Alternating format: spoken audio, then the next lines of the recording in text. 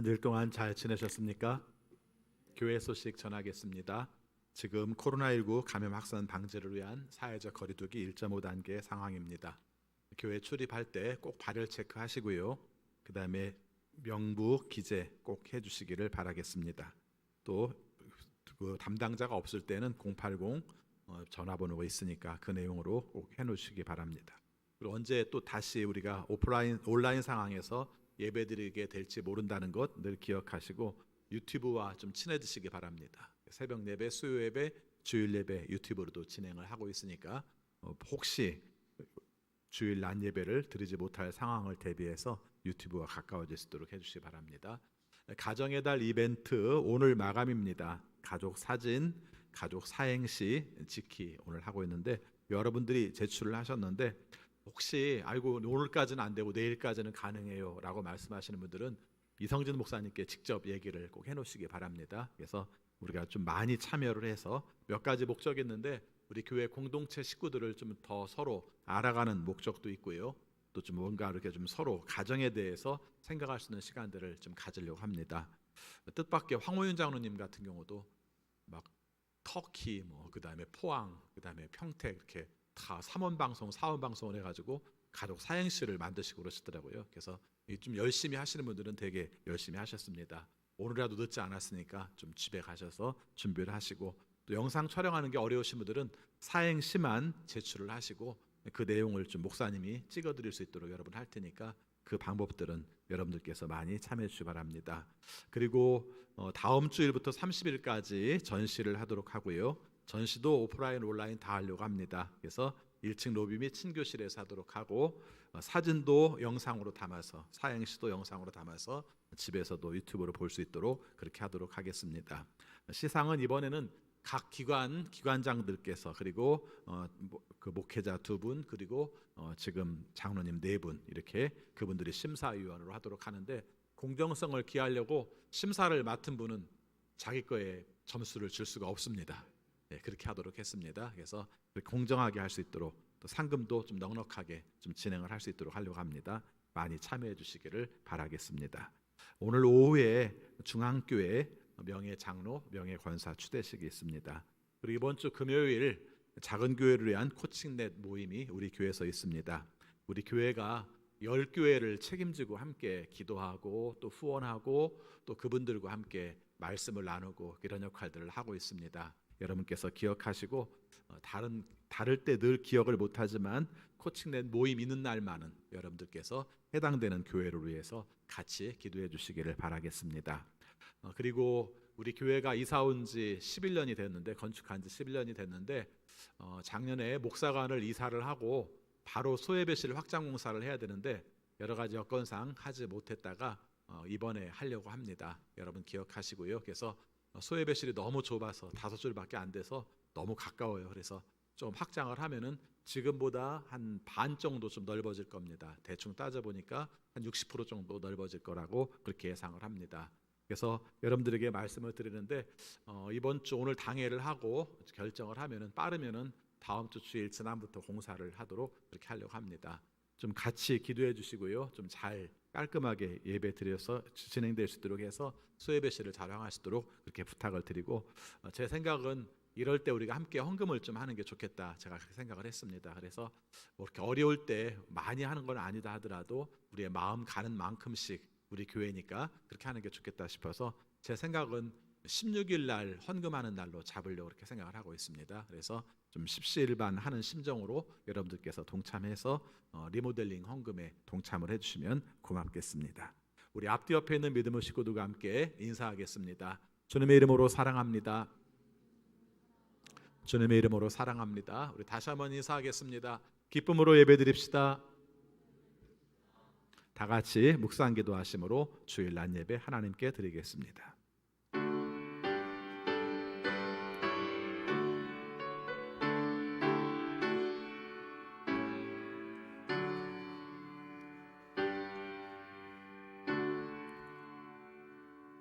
어린이들이 내게 오는 것을 허락하고 막지 말아라. 하늘나라는 이런 어린이들의 것이다. 아멘. 하나님 아버지, 저희들을 사랑하셔서 지난 주일로 한 주간 동안 주님의 은혜 가운데 살게 하여 주시고 오늘 거룩한 주일 주 앞에 나와 예배하게 하심을 진심으로 감사드립니다. 하나님께 부름받은 저희들 영과 진리로 예배드리고 싶습니다. 성령으로 충만하게 하시고 하나님의 임재하심을 경험하며 하나님께 예배하는 우리 모두가 되게 하여 주옵소서. 주님이 원하시는 뜻대로 살려고 노력하였지만 주님 앞에 섰을 때에 우리가 죄인임을 고백합니다. 우리의 죄를 용서하여 주시고 새 마음을 부어주셔서 하나님이 원하시는 온전한 예배 드리게 하여 주옵소서. 예수 그리스도 이름으로 기원하옵나이다. 아멘. 다 같이 일어나셔서 경배 찬송 40장 존귀 오 존귀하신 주 이어서 부르시겠습니다.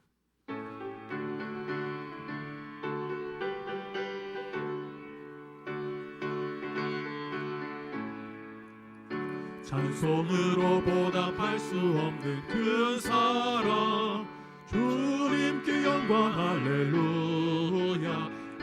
자매 모두 함께 모여 찬송해 주님께 영광 할렐루야. 하나님의 자녀요 크게 찬송 부르며 밝고 거룩한 길로 기쁨으로 나아가 주의 보좌 앞으로 속히 들어가겠네. 주님께 영광 할렐루야. 우리 받은 주님 은혜 한량없도다. 주님께 영광 할렐루야. 기쁜 찬송 부르면서 천국 가겠네. 주님께 영광 할렐루야. 하나님의 자녀요 크게 찬송 부르며 밝고 거룩한 길로 기쁨으로 나아가 주의 보좌 앞으로 속히 들어가겠네. 주님께 영광 할렐루야. 잠시 후에 우리 모두 주를 보겠네. 주님께 영광 할렐루야. 영광스러운 보좌 위에 거룩하신 주 주님께 영광 할렐루야. 하나님의 자녀요 크게 찬송 부르며 밝고 거룩한 길로 기쁨으로 나아가 주의 보좌 앞으로 속히 들어가겠네. 주님께 영광 할렐루야. 만국 백성 천국에서 소리 높여서 주님께 영광 할렐루야. 영원토록 주의 공로 찬양하겠네. 주님께 영광 할렐루야. 하나님의 자녀요 크게 찬송 부르며 밝고 거룩한 길로 기쁨으로 나아가 주의 보좌 앞으로 속히 들어가겠네. 주님께 영광 할렐루야.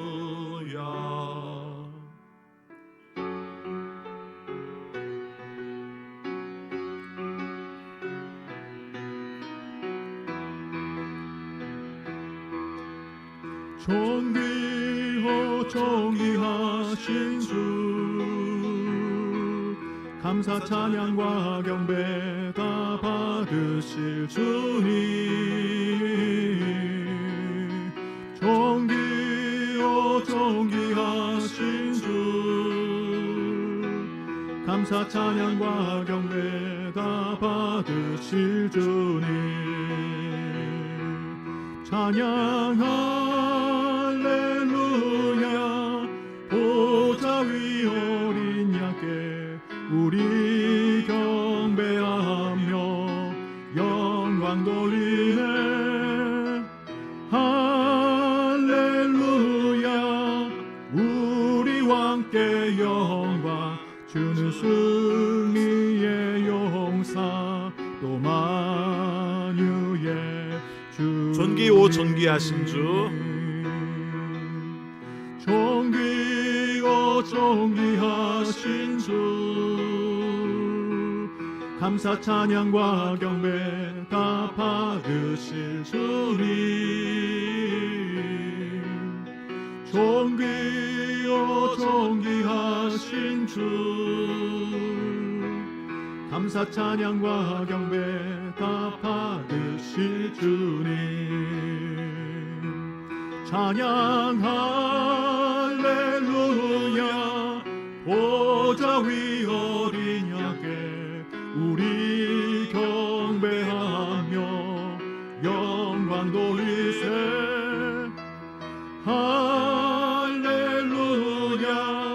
우리 왕께 영광 주는 승리의 용사 또 만유의 주님. 아멘. 사도신경으로 우리의 신앙을 고백하겠습니다. 나는 전능하신 아버지 하나님 천지의 창조주를 믿습니다. 나는 그의 유일하신 아들 우리 주 예수 그리스도를 믿습니다. 그는 성령으로 잉태되어 동정녀 마리아에게서 나시고 본디오 빌라도에게 고난을 받아 십자가에 못 박혀 죽으시고 장사된 지 사흘 만에 죽은 자 가운데에서 다시 살아나셨으며 하늘에 오르시어 전능하신 아버지 하나님 계시다가 거기로부터 살아있는 자와 죽은 자를 심판하러 오십니다. 나는 성령을 믿으며 거룩한 공교회와 성도의 교제와 죄를 용서받는 것과 몸의 부활과 영생을 믿습니다. 아멘. 자리에 앉으시기 바랍니다. 이 시간 함께 기도하실 때 천현진 집사님 기도 인도하시겠습니다.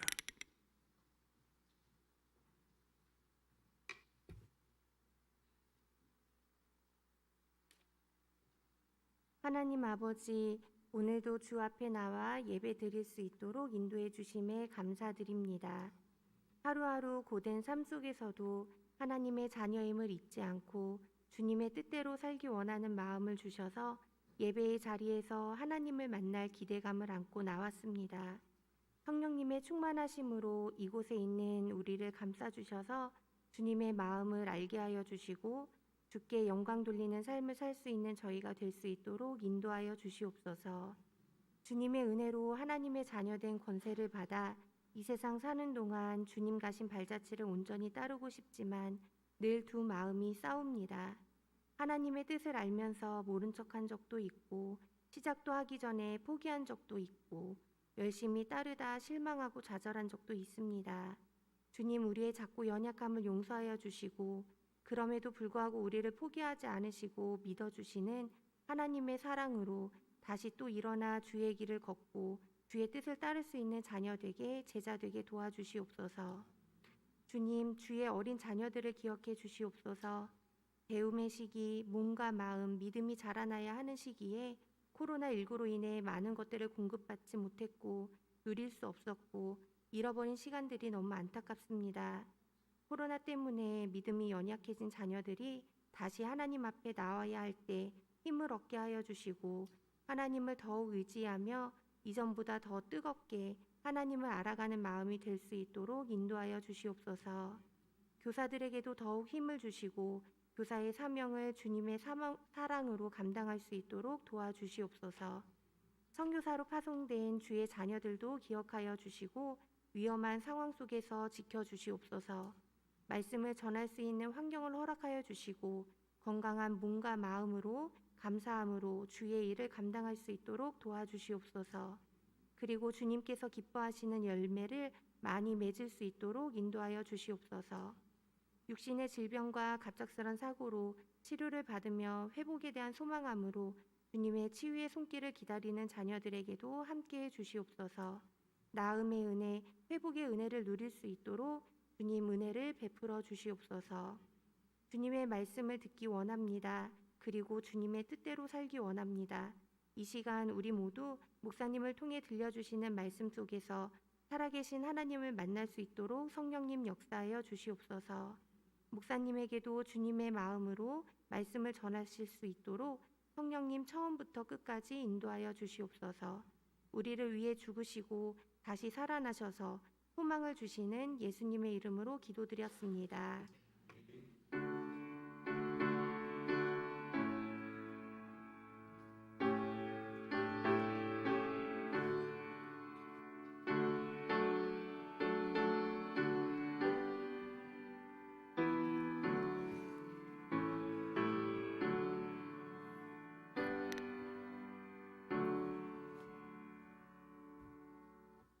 하나님 말씀 신약성경 요한복음 15장 1절부터 8절까지 봉독하겠습니다. 요한복음 15장 1절입니다. 나는 참포도나무요 내 아버지는 농부이시다. 내게 붙어 있으면서도 열매를 맺지 못하는 가지는 아버지께서 다 잘라버리시고 열매를 맺는 가지는 더 많은 열매를 맺게 하시려고 손질하신다. 너희는 내가 너에게 말한 그 말로 말미암아 이미 깨끗하게 되었다. 내 안에 머물러 있어라. 그리하면 나도 너희 안에 머물러 있겠다. 가지가 포도나무에 붙어 있지 아니하면 스스로 열매를 맺을 수 없는 것 같이 너희도 내 안에 머물러 있지 아니하면 열매를 맺을 수 없다. 나는 포도나무요 너희는 가지이다. 사람이 내 안에 머물러 있고 내가 그 안에 머물러 있으면 그는 많은 열매를 맺는다. 너희는 나를 떠나서는 아무것도 할 수 없다. 사람이 내 안에 머물러 있지 아니하면 그는 쓸모없는 가지처럼 버림을 받아서 말라 버린다. 사람들이 그것을 모아다가 불에 던져서 태워버린다. 너희가 내 안에 머물러 있고 내 말이 너희 안에 머물러 있으면 너희가 무엇을 구하든지 다 그대로 이루어질 것이다. 너희가 열매를 많이 맺어서 내 제자가 되면 이것으로 내 아버지께서 영광을 받으실 것이다. 아멘. 거룩한 주일 주 앞에 나와 예배하시는 여러분 모두에게 하나님이 크신 은혜가 함께 하시기를 축원합니다. 여러분은 나무를 좋아하십니까? 저는 나무를 좋아합니다. 딱 한 번 갔다 왔을 뿐인데 가끔 원대리 자작나무 숲이 이렇게 떠오를 때가 있어요. 그것도 11월경에 가서 나뭇잎은 다 떨어지고 하얀 기둥만 쭉쭉 뻗어 있는 그 모습이 가끔씩 새록새록 떠오르기도 합니다. 가끔은 담양 순창간에 메타세카이어 나무가 떠오르기도 합니다. 가로수인데도 불구하고 쭉쭉 뻗어서 얼마나 잘 자랐는지 모릅니다. 저는 강릉을 가면은 바다보다 좋아하는 것이 바닷가에 있는 나무를 좋아합니다. 거기 소나무가 얼마나 붉고 예쁜지 모릅니다. 제가 쭉 나무 얘기들을 이렇게 쭉 해봤습니다. 그 이외에도 제가 좋아하는 나무들은 참 많습니다. 우리 교회 제가 처음 부임했을 때는 느티나무가 큰 느티나무가 2그루가 있었거든요. 지금은 다 없어졌는데 그때 그 모습도 이렇게 인상 깊게 생각을 합니다. 나무 땅과 이렇게 하늘과 연결된 듯한 느낌이 들고요. 또 이렇게 쭉 위로 뻗어서 하늘 향한 모습들이 참 좋습니다. 우리들의 모습도 이렇게 하늘을 향해서 온전하게 설 수 있으면 좋겠다 이런 생각을 합니다. 성경에도 나무에 관한 이야기들을 참 많이 얘기합니다. 풍성한 이야기를 할 때마다 올리브나무, 감람나무죠. 감람나무에 관한 이야기를 하고요. 이스라엘은 아니지만 레바논의 백향목에 관한 나무도 이야기를 많이 합니다. 지난번 종려주일 때 종려나무에 대한 이야기도 했습니다마는 그래도 제일 많이 나오는 나무는 포도나무가 아닌가 그렇게 생각을 합니다. 구약 성경을 자주 읽으신 분은 아시겠습니다마는 신약에서만 포도나무를 강조하는 게 아니라 구약 성경에서도 포도나무에 관한 이야기를 많이 합니다. 이사야서 5장 말씀에 보면 내가 사랑하는 자에게 포도원이 있으며 심히 기름진 산에 있다. 만군의 여호와의 포도원은 이스라엘 족속이요 그가 기뻐하시는 나무는 유대 사람이다. 이렇게 표현을 합니다. 여러분이 아시는 것처럼 포도원 자체, 이스라엘을 포도원으로 비유하고 있고 그 다음에 나무 하나하나를 포도나무로, 사람 하나하나를 포도나무로 비유를 하면서 하나님 안에서의 풍성함과 하나님 안에서의 어떤 바운다리, 우리 역할, 범위를 바로 포도나무와 포도원의 관계로 말씀을 하고 있습니다. 여기서 강조할 때 포도원 주인은 늘 하나님입니다. 그리고 그분의 백성은 포도나무라고 상징적으로 말씀을 하고 있습니다. 여기에서만 나오는 게 아니라 예레미야 2장, 에스겔서 19장, 호세아서 10장에서도 하나님이 포도원의 주인, 농부시고 그렇게 표현을 하고 있습니다. 여기까지는 오늘 읽은 말씀과 같아요. 그렇죠? 농부가 바로 하나님이시다. 이 내용은 같습니다. 오늘 말씀에서도 요한복음 15장 1절 말씀을 보면은 하나님이 포도원의 농부시라는 것을 말씀하고 있습니다. 그런데 오늘 말씀에서 하나 바뀌는 게 있습니다. 뭐가 바뀌죠? 포도나무가 이스라엘 백성이라고 표현을 했었는데 오늘 말씀에서는 포도나무가 예수님이라고 표현을 하고 있습니다. 왜 바뀌어요? 이렇게 말할지 모르는데 비유는 바뀔 수 있습니다. 비유에 대한 이해는 우리가 말하고자 하는 핵심의 내용에 있는 것이지 나무나 그런 데 있는 것은 아닙니다. 그래서 오늘 말씀은 예수님께서 핵심적으로 말씀하신 내용이 바로 포도나무와 가지가 붙어 있는 거기 때문에 구약 성경에는 그런 내용이 아니라 포도나무 자체가 열매를 맺느냐 못 맺느냐 거기에 있다면은 오늘은 포도나무에 가지가 붙어 있는 거기 때문에 오늘 말씀에서 포도나무는 바로 예수님으로 세팅이 되어 있습니다. 그리고 우리는 누굽니까? 가지입니다. 가지. 자, 이 말씀에서 하나님, 농부, 그다음에 포도나무, 예수님, 그리고 우리는 가지, 이렇게 우리가 연결된 내용들을 말씀을 하면서 역시 강조하는 것은 열매를 잘 맺는가 맺지 못하는가 하는 것을 표현을 해주고 있습니다. 자, 이제 포도나무를 생각해 봅시다. 메타세카이어도 아니고 자작나무도 아니고 느티나무도 아니고 포도나무를 생각해 보시기 바랍니다. 여러분, 포도나무는 사실은 나무와 가지를 구별하기가 제일 힘든 식물입니다. 맞죠? 예. 아까 말한 느티나무나 뭐 자작나무나 메타세카이어는 구별이 금방 쉬워요. 근데 포도는 여러분이 좀 자세히 보시면 알겠습니다만은 월 나무라고 말하는 원 둥치라고 말하는 것도 꼭 가지처럼 보여요. 더군다나 처음 자랐을 때 모습은 뭐 가지나 거의 구별이 안 갑니다. 그다음에 이렇게 좀 잘라주고 하면은 밑에 것은 거기서 새로 순이 나서 가지가 좀 가는 것들이 나옵니다만은 밑에 것이 굵습니다만은 사실 모양으로 보면은 그냥 가지와 비슷한 모양으로도 볼 수가 있습니다. 그래서 좀 이상해요. 사실 포도나무는 다른 용도로 목재로서 쓸 수 있는 나무는 아니에요. 오직 하나 열매를 맺는 것 이외에는 별로 바람직하지가 않은 나무입니다. 그런데 여기에서 우리가 강조할 때 포도나무와 가지가 붙어 있다, 이 은유를 말씀하신, 이 비유를 말씀하신 뜻을 생각할 때 아까 말한 것처럼 어디까지가 나무고 어디까지가 가지인지 모른다, 이것은 오늘 말씀하시고자 하는 뜻을 우리에게 더 전달해주고 있는 내용입니다. 그렇죠? 사실은 어디가 나무인지 어디가 가지인지 구별이 잘 안 가는 그 부분은 뭡니까? 떨어질래야 떨어질 수 없는 관계라는 것을 말해요. 물론 다른 나무들도 나무와 가지가 떨어져 있으면은 아무 의미가 없죠. 생장을 못합니다. 성장을 못하죠. 근데 여기서 우리가 분리될 수 없는 관계, 이걸 표현하기 위해서는 가장 적합한 비유다. 예수님과 우리는 떨어질래야 떨어질 수 없는 관계입니다. 그래서 우리의 정체성은 예수님께 붙어 있을 때만 존재합니다. 우리가 생명의 역할을 감당하려면 바로 나무에 붙어 있을 때만 가능합니다. 이 예수님과 제자들과의 관계는 일체성입니다. 이렇게 표현을 하고 있는 것입니다. 여러분, 교회 공동체를 말할 때마다 교회 공동체의 정의는 나와 있죠. 하나님께 부름을 받은 사람들의 모임, 이게 교회의 공동체예요. 에클레시아라는 말을 했을 때 모임이라는 뜻인데 어떤 모임입니까? 부름 받은 사람들의 모임, 이렇게 말합니다. 그러니까 우리끼리 그냥 함께 모였다고 교회가 아니라, 또 우리가 우리의 뜻을 같이 했으니까 교회가 아니라 하나님이 우리를 부르셔서 예수 그리스도께서 우리가 함께 계시는 것을 인정하기 때문에 그 안에 세워진 공동체가 우리 교회라는 것을 말하고 있는 것입니다. 그래서 여기서 주님과 우리가 하나입니다, 예수님께 붙어 있습니다, 이건 그리스도교 공동체 교회의 본성이고 또 가장 중요한 생명을 맺을 수 있는 비결이라는 것을 말하고 있습니다. 제가 묵상을 해봤습니다. 이 내용과 비슷한 묵상이 사도 바울이 교회를 무엇과 비교해서 말을 하냐면 몸과 비교해서 말을 해요. 몸, 하도 여러분들이 많이 들었을 겁니다. 여러분, 교회는 몸과 같습니다, 이렇게 말해요. 교회의 머리는 누구세요? 예수 그리스도이십니다. 그리고 우리의 몸의 각 부분들, 지체라고 표현하죠. 지체들은 서로 연결됨으로 말미암아 하나의 교회를 형성합니다, 이렇게 말을 해요. 그래서 교회를 이야기할 때 중요한 내용 중에 하나가 무슨 태장 성결교회, 태장 감리교회, 태장 장로교회, 이런 교회가 아니라 성경에서 말하는 교회는 뭡니까? 그냥 그리스도를 모시고 하나 된 곳이 다 교회예요. 그래서 교회는 하나라는 말을 합니다. 그렇죠? 우리끼리 하나 됩시다, 그런 말이 아니라 교회는 그리스도를 머리로 중심으로 하나 된 겁니다, 이렇게 표현을 해요.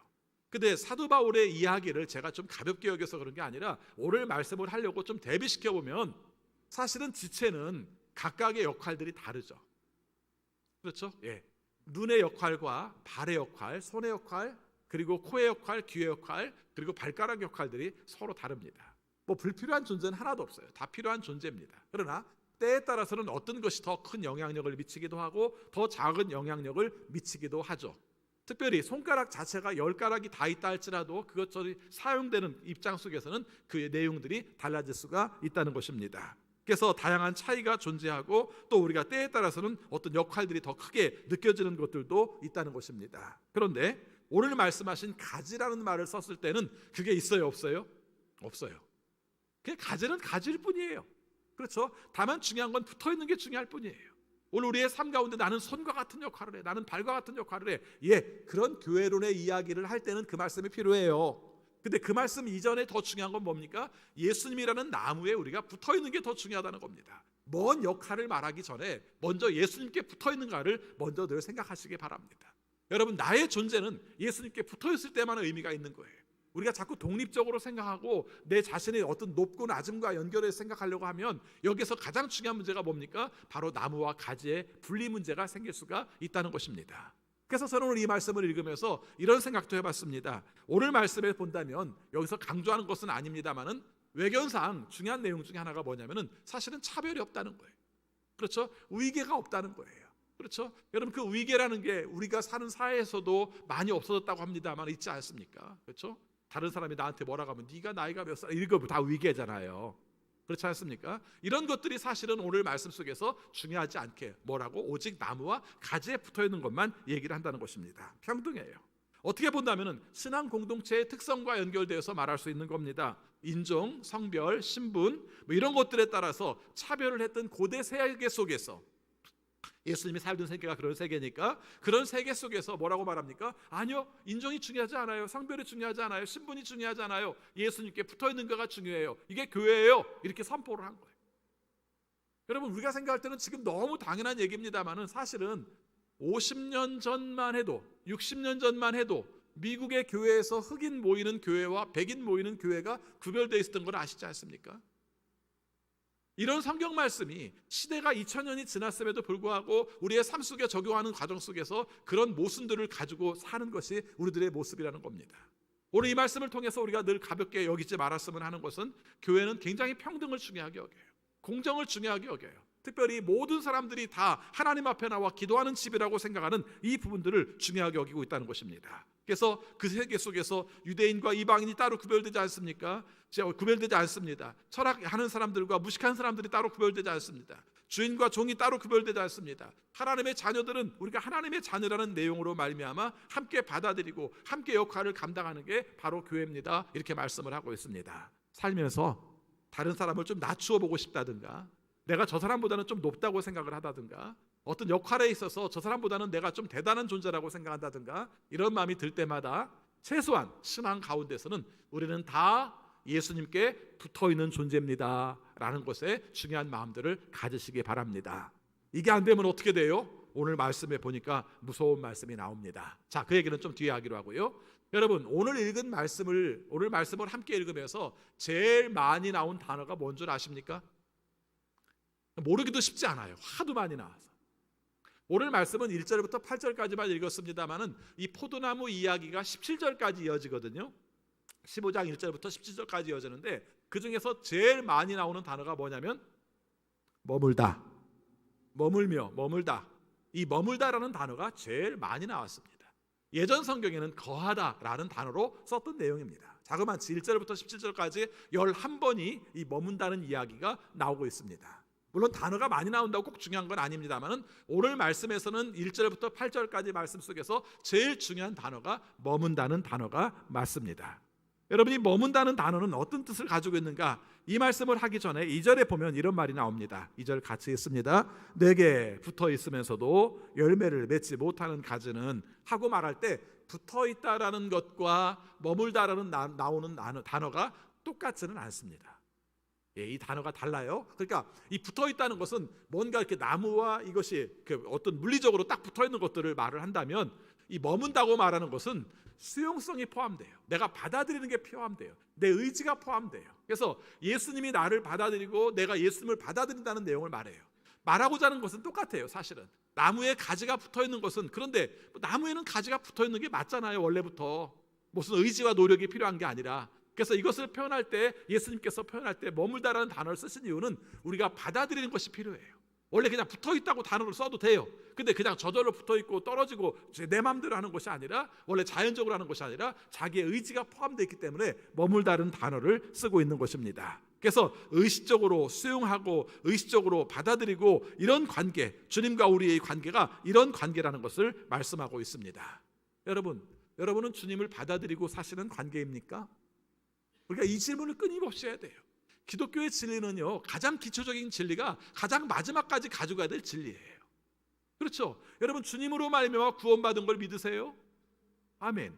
여러분 그건 우리의 삶 가운데 맨 처음에 신앙의 시작이지만 우리가 주님 오실 때까지 간직해야 될 내용이에요.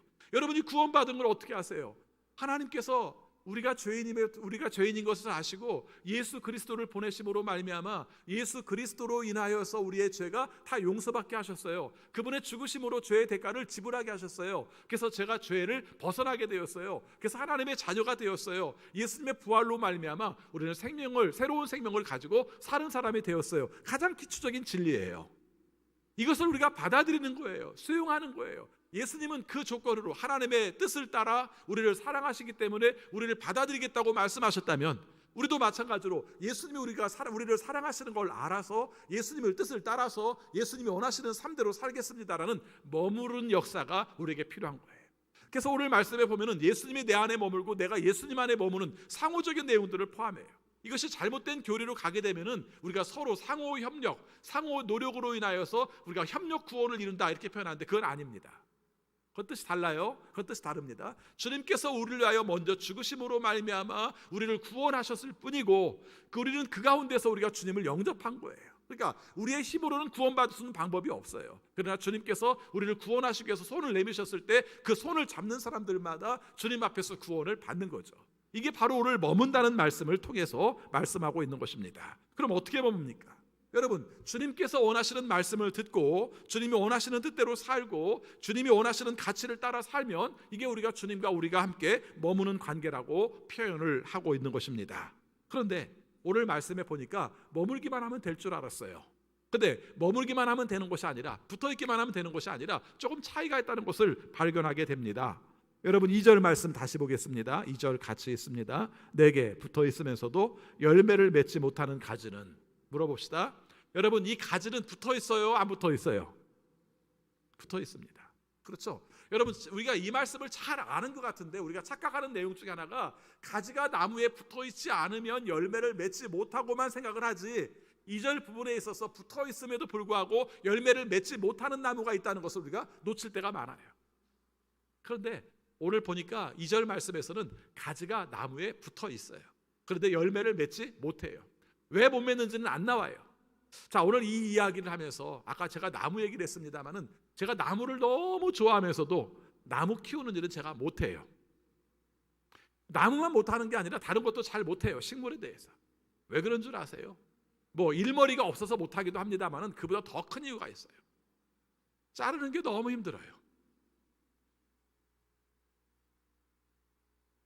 뭐 노동이 힘들다는 게 아니에요. 지금은 좀 덜합니다만은 2월 말이나 3월 초쯤에서 한번 나무 가지 한번 잘라보세요. 수액이 쭉쭉 흐르는데 굉장히 힘들어요. 그걸 보고 있는 게. 이렇게 말하면 제가 굉장히 착한 농부처럼 보이지 않습니까? 근데 그 농부는 농부의 자질이 없어요. 역할을 감당을 못하는 겁니다. 여러분, 나무의 가지를 잘라주지 않으면 그 나무가 온전하게 자랄 수가 없어요. 아마 지금쯤이면 복숭아 꽃을 이미 땄을 겁니다. 그렇죠? 땄을 거라고 생각하는데, 전에 농사 짓는 걸 보면은 복숭아 꽃이 이렇게 따닥따닥 피면 제가 몰라가지고, 와, 금년에 꽃을 많이 핀 거 보니까 열매를 많이 맺겠네요. 막 너무 좋아가지고 이렇게 얘기를 했어요. 그랬더니 그분이 한 얘기가 거의 다 따야 돼요. 그렇게 말해요. 너무 아까웠어요. 그렇죠? 그 예쁜 꽃들을 거의 다 따야 된다고 얘기를 해요. 거의 다 따야 된다고 얘기를 합니다. 그래서 아마 일정하게 간격에 맞추어서 그 나무가 지탱할 수 있는 만큼 몇 개를 계산을 하고 따는데, 그것도 다 따는 게 아니라, 나중에 계산을 따는 게 아니라 조금 넉넉하게 남겨놓고 따요. 근데 여러분 아시다시피 꽃만 땁니까? 아니에요. 꽃을 땄다가 나중에 열매를 맺게 되면 한 이만큼쯤 열매가 되면은 그때 열매를 또 다시 따요. 그것도 되게 아까워요. 그렇죠? 아, 저걸 왜 또 따? 저 생명을 키워보지도 못하고, 이런 생각들이 들기 시작하면은 농부로서의 자질이 없는 거예요.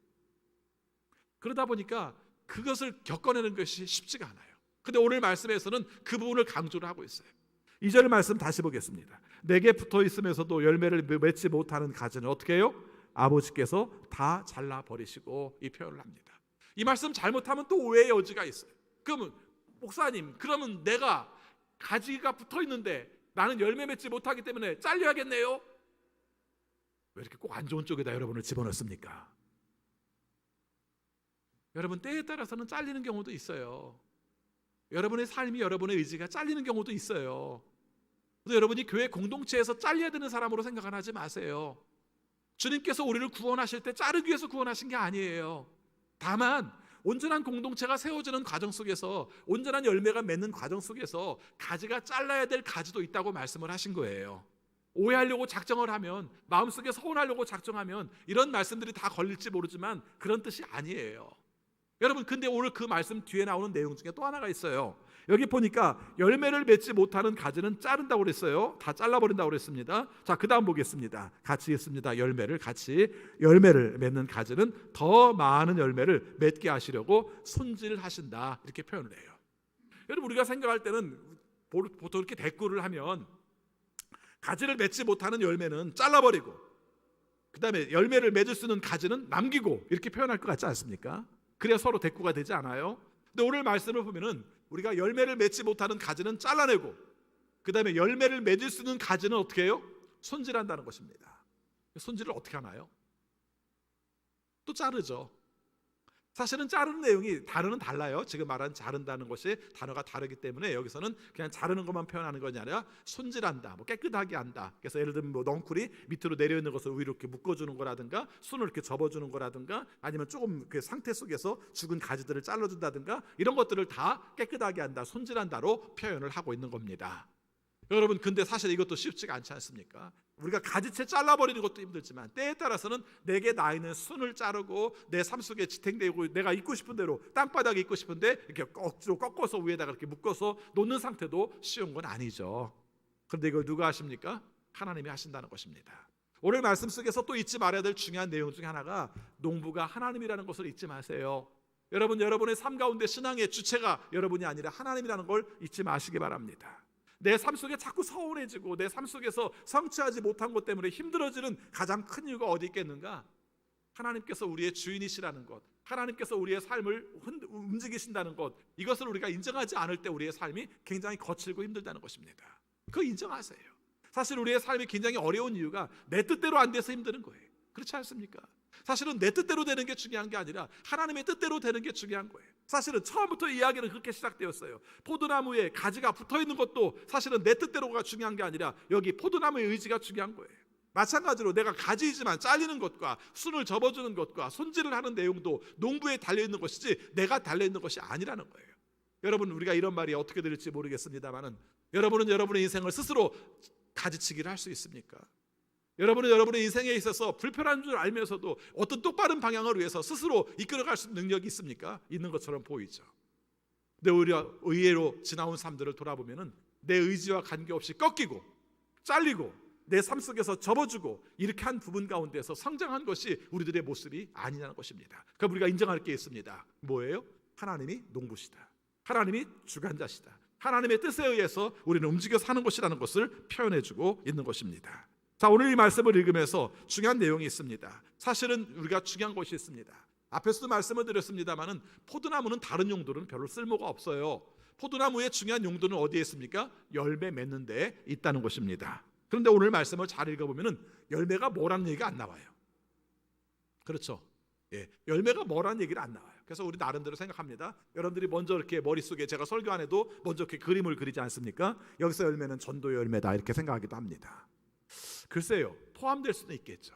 그러나 궁극적인 내용을 읽을 때는 그렇게 읽는 것보다는 오늘 여기서 본문에는 나오지 않지만 오늘 말씀이 연결되어 있는 부분 속에서 강조하는 게 뭔가를 생각하면 답이 쉽게 나옵니다.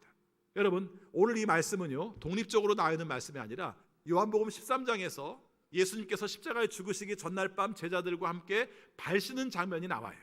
재밌게도 요한복음에서는 성찬, 최후의 만찬의 장면들을 우리가 중요하게 여기지 않고 발시켜주는 장면을 중요하게 여깁니다. 그리고 나서 14장부터 17장까지가 예수님께서 제자들에게 마지막 하신 말씀의 모음이에요. 거기서 우리가 성령 보혜사에 관한 이야기도 하고 또 오늘 포도나무 비유 이야기도 합니다마는 핵심적인 내용 중에 중요한 것이 있다면 그게 뭐냐면은 내가 너희들에게 새로운 계명을 준다.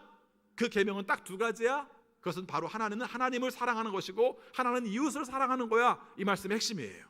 그리고 또 한 가지 강조합니다. 너희들 서로 사랑해. 이 말씀입니다. 좀 더 우리가 이 말씀을 풀어서 말하면은 예수님께서 이렇게 말씀하신 겁니다. 야, 이제 내가 내일 죽어. 그리고 너희들은 이제 남을 거야. 내가 없는 세상 속에서 너희들이 살아갈 때 정말 중요하게 지켜야 될 지침이 뭘까? 두 가지. 하나는 어떤 경우를 할지라도 하나님 사랑해. 그리고 너희 이웃들을 너희 서로 사랑하도록 해. 그리고 더 강조하는 것이 뭐냐면은 너희들끼리 좀 사랑하고 살도록 해. 서로 사랑하도록 해. 그러므로 말미암아 너희가 서로 사랑함으로 말미암아 다른 사람들이 볼 때 너희들이 예수 그리스도의 제자인 것을 증명해 보이고 살도록 해. 이게 핵심 내용이에요.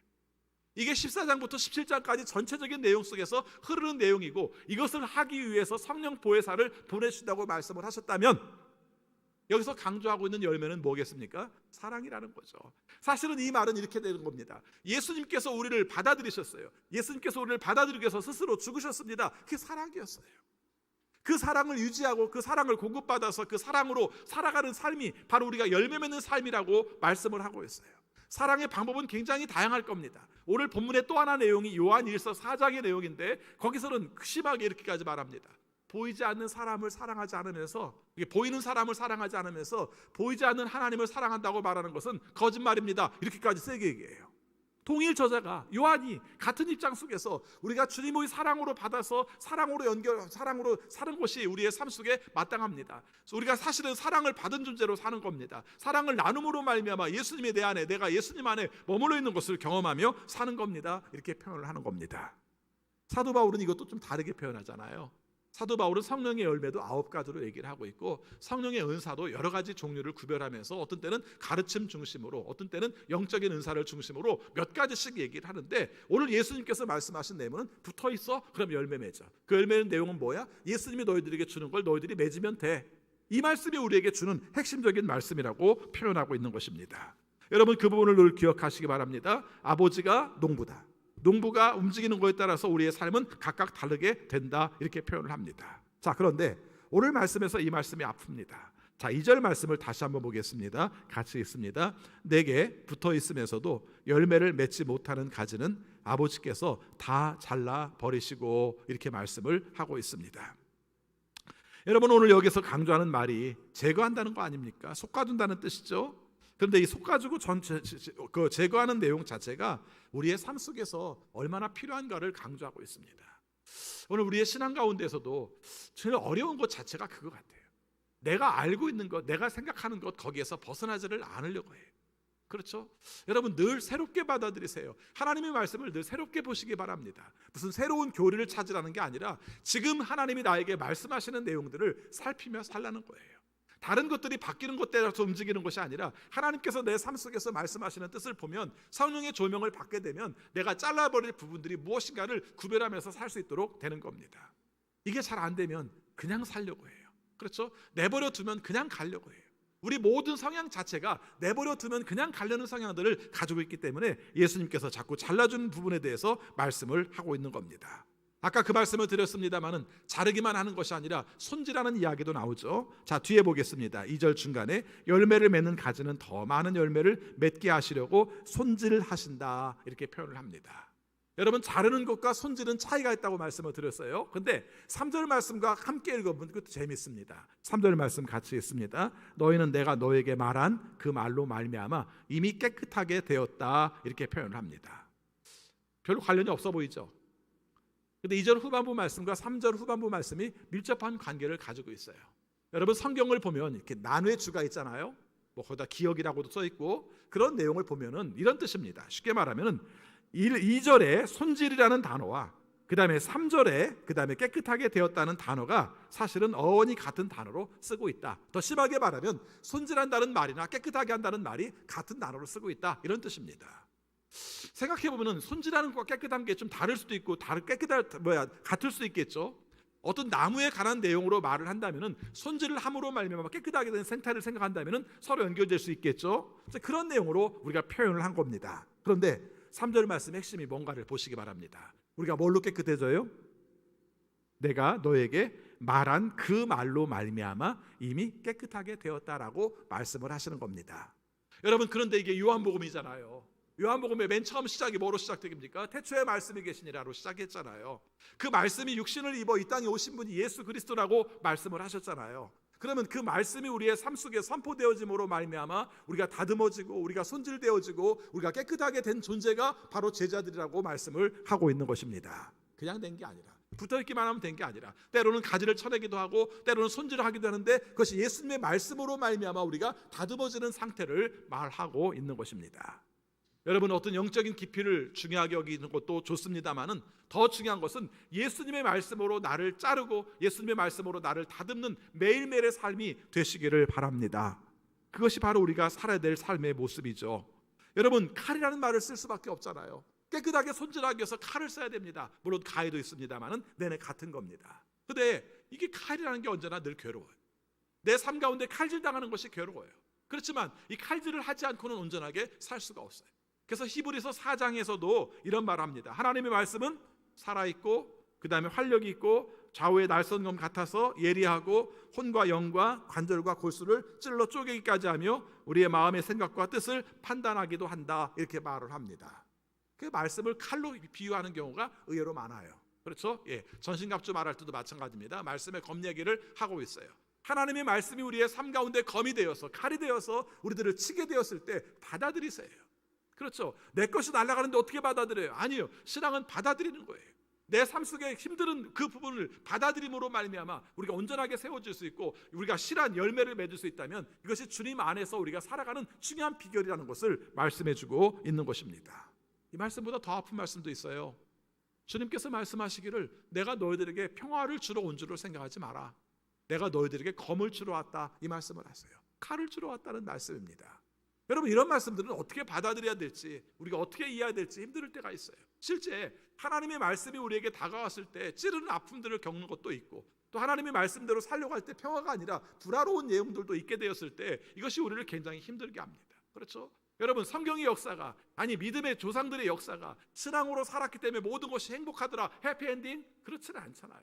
물론 맨 마지막에 하나님 나라에서의 삶의 해피엔딩은 있을지 모르지만 이 세상 살아가는 삶 가운데는 끊임없이 잘라지고 깨끗하게 하고 손질당하는 어려움들을 겪으면서 살고 있잖아요. 근데 중요한 건 뭡니까? 주님이 원하시는 모습으로 변하여 그것으로 열매를 맺는 삶을 사는 것, 이것이 주님께서 우리를 통해서 이루기 원하시는 뜻이라는 것을 말씀해주고 있는 것입니다. 잘리는 아픔을 통해서 열매 맺는 능력이 생깁니다. 우리가 주님이라는 나무에 붙어있음으로 말미암아 주님께서 우리가 다듬어지는 그런 존재로 우리를 말씀하실 때 그 내용 가운데서 우리가 굳건하게 하나님이 원하시는 뜻을 이룰 수 있습니다. 특별히 오늘 말씀을 통해서 한 가지 강조하고 싶은 것이 있다면 그렇게 된 가운데 열매를 맺는 게 하나님께 영광이라고 표현을 해요. 그렇게 맺는 가운데서 우리가 사는 것이 바로 제자의 삶을 사는 것이라고 말씀을 합니다. 그래서 주님이 원하시는 뜻대로 붙어있고 가지치기 당하고 주님이 원하시는 영양 공급으로 좋은 열매를 맺어 살아가는 삶이 우리의 삶 속에 얼마나 중요한가를 말하고 있는 것입니다. 특별히 열매가 사랑이라고 말한 부분들을 기억한다면 주님께서 우리를 주신 것도 사랑에서 시작된 것이고 우리의 삶 속에 열매를 맺는 것도 사랑으로 열매를 맺는 것이라는 것을 표현하고 있는 것입니다. 오늘 설교 제목은 그렇듯입니다. 주님의 은혜 가운데서 사랑에서 시작되어서 우리는 사랑으로 가는 과정이 포도나무와 가지의 비유 속에서 주신 내용이라는 것을 말씀하고 있습니다. 하나 꼭 강조하고 싶은 것은 이 말씀이 교회 공동체를 위하여 주신 말씀이라는 것을 놓치지 마시기 바랍니다. 여러분 교회 공동체는 어려움이 있었어요. 더군다나 요한복음이 쓰여졌던 시기에는 더 큰 어려움들이 있었습니다. 그런 어려움 가운데서도 늘 강조한 말씀 중에 하나가 여러분 수많은 박해가 오고 세상에서의 칼날이 여러분들을 향해서 온다 할지라도 여러분이 주님께 붙어 있으면 여러분은 살 수 있습니다. 이렇게 말을 한 거예요. 그래서 교회 공동체에 대해서 말합니다. 여러분 서로 붙어 있는 공동체라는 걸 잊지 마세요. 한 사람이 나가 떨어지기도 하고 한 사람이 굉장히 힘든 삶을 살기도 하고 때로는 배교하는 사람이 있다 할지라도 그 가운데서 교회는 주님의 능력으로 말미암아 견디는 공동체입니다. 이렇게 말씀을 하고 있는 겁니다. 그리스도의 공동체라는 말과 교회라는 말이 100% 우리가 일치한다고 말하기는 쉽지 않겠지만 저는 거의 같이 봅니다. 여러분 주님 안에서 예수님과 우리의 관계가 맺어 있는 관계가 교회 밖에서 맺어 있는 관계가 그렇게 쉽지 않다는 걸 우리가 잘 알아요. 우리가 서로 사랑하며 살 수 있는 관계가 교회 밖에서 하는 것이 그렇게 쉽지 않다는 걸 잘 압니다. 그래서 초대교회에도 교회 공동체 자체를 중요하게 여겼어요. 지금 제가 이 말씀을 드리는 이유는 우리가 사는 세상 속에서 교회 밖의 그리스도인들에 관한 이야기들이 무궁무진하게 많아요. 그렇죠? 보통 이야기할 때 많이 보는 사람들은 교회 안 나가면서 그리스도인이라고 생각하는 사람들이 약 200만 가까이 될 거라고 보기도 합니다. 200만이면 거의 20%예요. 굉장히 많은 사람들. 근데 그것이 우리의 삶 속에서 어떻게 본다면 예수를 안 믿는 것보다는 낫다고 생각할지 모르지만 우리가 늘 놓치지 말아야 될 것은 공동체적인 삶을 살지 않으면서 우리가 주님과 연합된 관계를 갖는 것이 그렇게 쉽지 않다는 것도 저는 덧붙여서 말씀을 드리고 싶어요.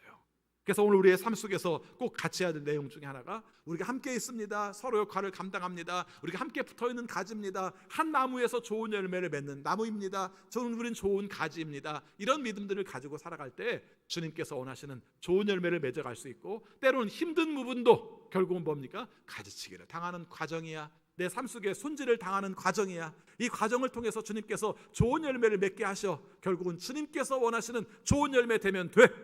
이 마음을 가짐으로 말미암아 하나님의 뜻을 이루시고 또 고난을 잘 감당하시는 이번 한 주간의 삶이 되시기를 축원합니다. 기도하겠습니다. 아버지, 주님과 우리 관계가 포도나무와 가지의 관계라고 말씀하셨습니다. 붙어있는 것이 얼마나 중요한지, 머물러 있는 것이 얼마나 중요한지, 주님이 내 안에, 내가 주님 안에 있는 것이 얼마나 중요한지를 함께 살폈습니다. 그러나 살아가는 삶 가운데 가지치기를 해야 되기도 하고 또 손질을 당해야 되는 시간도 있습니다. 그러나 그것마저도 하나님의 뜻을 따라서 하나님의 주권을 인정해서 하나님이 원하시는 뜻대로 감당하고 살아가야 될 이유를 함께 살폈습니다. 그것은 궁극적으로 우리가 좋은 열매를 맺게 하시려는 하나님의 뜻인 줄 압니다. 내 삶 가운데 힘든 과정들을 통하여 나 하나 다듬어지는 것으로 끝나지 않게 하시고 내가 주님의 뜻을 따라 주님이 원하시는 모습대로 사랑함으로 말미암아 우리의 신앙들이 온전하게 세워질 수 있도록 인도하여 주옵소서. 견디는 것으로 끝나지 않게 하시고 오히려 견딤 가운데에서 하나님이 원하시는 사랑을 발견하게 하시고 사랑을 나눔으로 말미암아 그리스도께서 우리 안에 살아계심을 경험하며 살아갈 수 있는 우리 모두가 되게 하여 주옵소서. 예수 그리스도 이름으로 기도하옵나이다. 아멘. 찬송가 90장 부르시면서 봉헌하시겠습니다.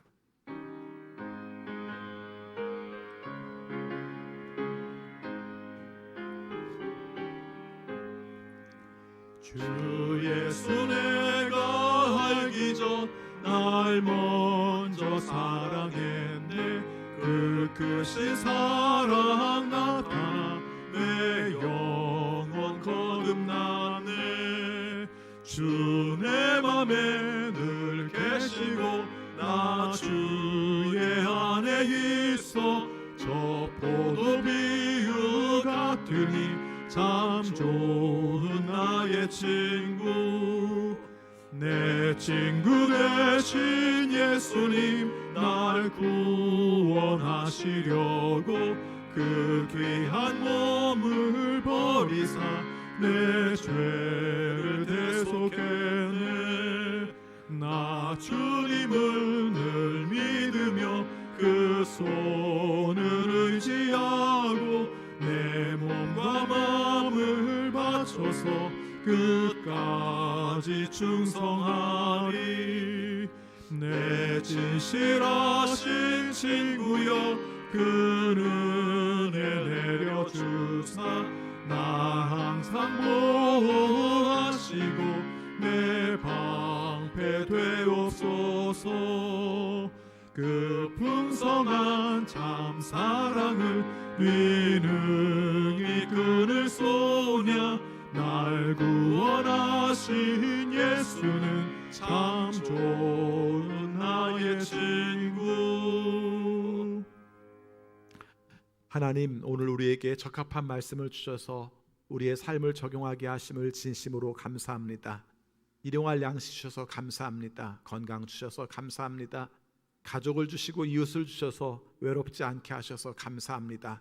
우리에게 일을 주셔서 소득과 보람을 경험하며 살게 하심을 감사합니다. 이 마음 모아 주 앞에 감사의 예물 드리오니 주여 받아 주옵소서. 그리고 우리의 삶에 복 내려주시되 언제 어떤 경우를 할지라도 주님 포도나무에 굳게 붙어 있게 하여 주시고, 때로 우리가 가지치기를 당하고 또 손질을 당한다 할지라도 주님이 원하시는 목표 열매를 위해서 견디고 감당하며 또 살아갈 수 있는 우리 모든 성도들이 되게 하여 주옵소서. 아버지, 코로나19로 말미암아 겪는 어려움이 큽니다. 고난의 때에 주시는 주님의 교훈을 늘 깨닫게 하여 주시되 이 시간들이 너무 길어지지 않게 하시고 주님이 주시는 평화로운 일상을 회복할 수 있도록 인도하여 주옵소서. 방역 당국과 의료진들을 기억해 주셔서 주가 원하시는 뜻대로 잘 저지할 수 있도록 인도하여 주옵소서. 백신 접종의 과정들도 온전하게 이루어져서 면역 체계가 제대로 형성될 수 있도록 인도하여 주옵소서. 코로나19의 장기화로 인하여 겪는 우리가 경제적인 어려움들이 큽니다. 고난의 때에 주시는 하나님의 은혜로 말미암아 잘 견뎌내고 잘 살아낼 수 있는 우리 모두가 되게 하여 주옵소서. 선교사님들이 어려운 시간들을 겪고 있습니다. 그 지역이 힘들기 때문에 생각지 못하게 그곳에서 코로나로 감염되어 우리가 세상을 떠나신 선교사님들도 많아지고 있습니다. 주님 긍휼히 여기시고 주님께서 자비를 베푸셔서 그곳에 선교의 사명들이 온전하게 이루어질 수 있도록 인도하여 주옵소서. 우리 교회가 파송한 터키와 또 미얀마의 선교사님들을 기억하여 주옵소서. 미얀마의 상황이 좋지 않습니다. 주님이 원하시는 뜻을 따라 아버지의 피가 멈추게 하여 주시고 정의와 자유와 평화가 회복될 수 있도록 인도하여 주옵소서.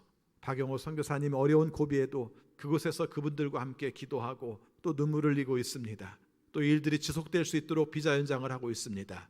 이 일들이 원만하게 진행되어서 우리가 선교의 사역을 잘 감당할 수 있도록 인도하여 주옵소서. 우리 중에 질병으로 고생하는 식구가 있습니다.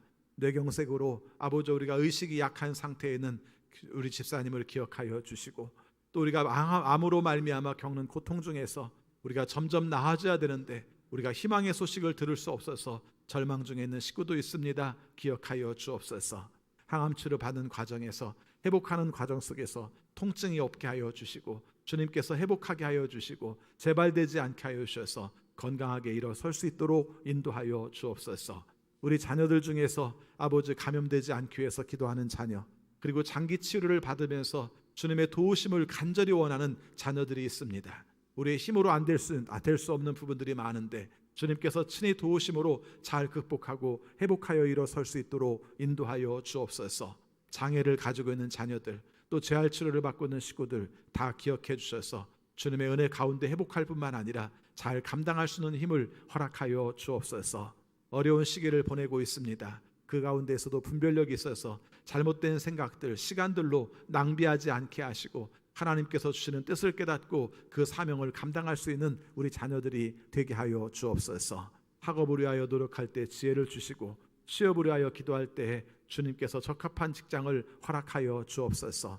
좋은 배필 만나기를, 아름다운 가정이 이루기를 기도할 때 주님께서 응답하여 주옵소서. 가정의 날을 맞이하여 주님의 뜻대로 사명을 감당하는 우리 어린이 교회, 또 청소년 교회, 유아 영아 교회 선생님들을 사랑하여 주셔서 주님의 은혜대로 말씀 증거하고 아이들을 사랑하고 아이들을 믿음으로 잘 양육할 수 있는 우리 교육기관들이 되게 하여 주옵소서. 우리나라를 기억하여 주옵소서. 힘든 시기지만 주님께서 주신 뜻을 따라 서로 사랑하고 서로 용납하고 또 서로 평화를 유지함으로 말미암아 하나님께 오랫동안 쓰임받을 수 있도록 인도하여 주옵소서. 교회에 나오지 못한 지 꽤 오래된 식구들이 많습니다. 어떤 상황 가운데서도 주님께 붙어 있으므로 주님의 은혜를 경험하고 주님의 친밀감을 지속하며 살아갈 수 있도록 인도하여 주옵소서. 세상을 향해 나갑니다. 우리에게 맡겨주신 사명도 잘 감당하게 하시고 매일매일의 삶 가운데서 주시는 하나님의 은혜로 감사하며 기뻐하며 살아가는 한 주간이 되게 하여 주옵소서. 예수 그리스도 이름으로 기도하옵나이다. 아멘.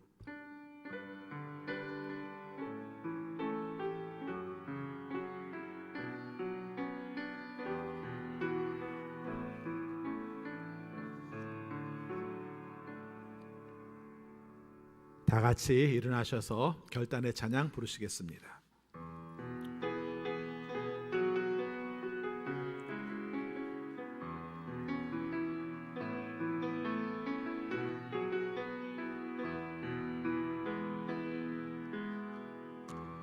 은혜 아니면 살아갈 수가 없네.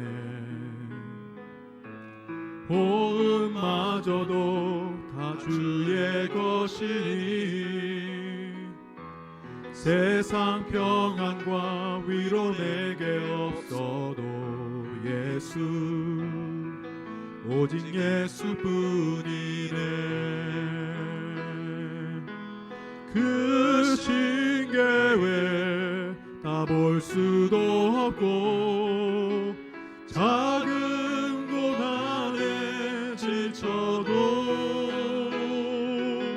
주께 묻기 나의 모든 삶 버티고 견디게 하시네. 은혜 아니면 살아갈 수가 없네.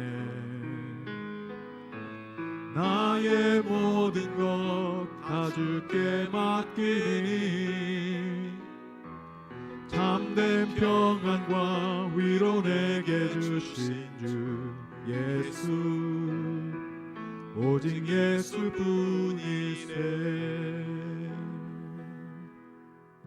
우리 주 예수 그리스도의 은혜와 거룩하신 하나님의 사랑하심과 성령님의 감화, 감동, 역사, 교통 위로하심이 우리의 주 예수 그리스도께 붙어 있으므로 좋은 열매 맺게 원하는 우리 모든 성도들에게 지금부터 영원까지 함께하옵시기를 축원하옵나이다. 아멘.